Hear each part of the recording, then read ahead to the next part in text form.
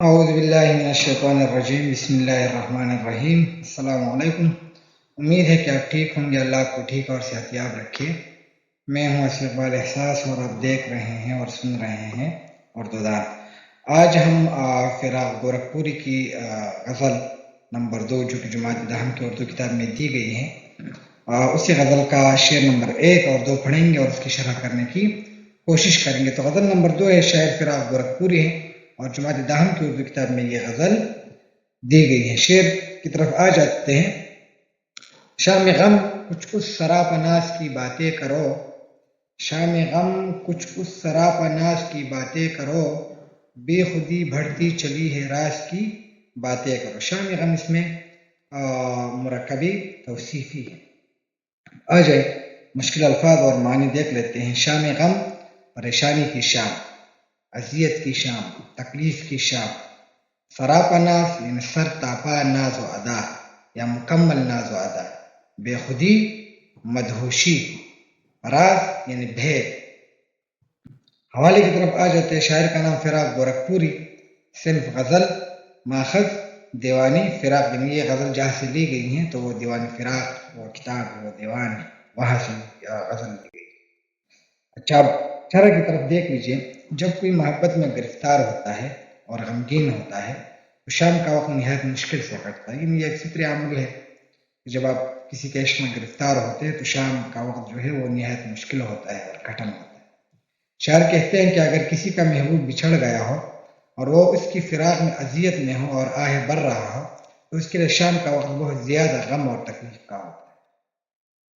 اس لیے شاعر اپنے کسی خیرخواہ اور غمگسار دوست سے کہتے ہیں کہ میں اپنے محبوب کے فراق میں بے خود ہو رہا ہوں، ان کی جدائی میں میں مدہوش ہو رہا ہوں۔ مجھے واپس ہوش میں لانے کے لیے اور شام گزاری کے لیے محبوب کے ناز و انداز اور اداؤں کی باتیں کرو تاکہ مجھے سکون آ جائے اور میرا دل بہل جائے، یعنی میں بہت اذیت میں مبتلا ہوں، بہت تکلیف میں ہوں۔ تو اپنے کسی دوست کو کہتے ہیں کہ میرے ساتھ میرے محبوب کے ناز و انداز کی باتیں کرو تاکہ مجھے سکون آ جائے، میں ذرا خوش ہو جاؤں، میرا دل بہل جائے۔ میں اکیلا ہوں اور مجھ پر بے خودی طاری ہو گئی ہے اور مزید بڑھتی جا رہی ہے، اس لیے مجھ سے میرے محبوب کی باتیں کرو۔ یعنی میں اکیلا ہوں اور مدہوش ہوں، مجھ پر بے خودی جو ہے وہ اور زیادہ طاری ہو گئی ہے، تو اس لیے مجھ سے میرے محبوب کی باتیں کرو۔ دوسرے شعر کی طرف آ جاتے ہیں۔ ہر رگ دل وجد میں آتی رہے دکھتی رہے، ہر رگ دل وجد میں آتی رہے دکھتی رہے، یوں ہی اس کے جاؤ بے جا ناز کی باتیں کرو۔ یہ باتیں ہیں اور غلط لکھا گیا ہے۔ اچھا، رگ دل مرکبی اضافی ہیں، رگ دل وجد اور دھکنا مرات النظیر ہے۔ اب آ جاتے ہیں مشکل الفاظ اور معنی کی طرف۔ رگ دل یعنی دل تک اثر کرنا یا دل کی نس، وجد سرور مزہ، دکنا یعنی اذیت میں ہونا، تکلیف میں ہونا، جا بے جا بے موقع، بے محل، بے وقت، ناز ادا۔ اب آ جاتے ہیں حوالے کی طرف۔ شاعر کا نام فراق گورکھپوری، صنف غزل، ماخذ دیوانی فراق۔ شرح ذرا دیکھ لیجئے۔ شاعر محبت کے ایک فطری عمل کی طرف اشارہ کر رہے ہیں۔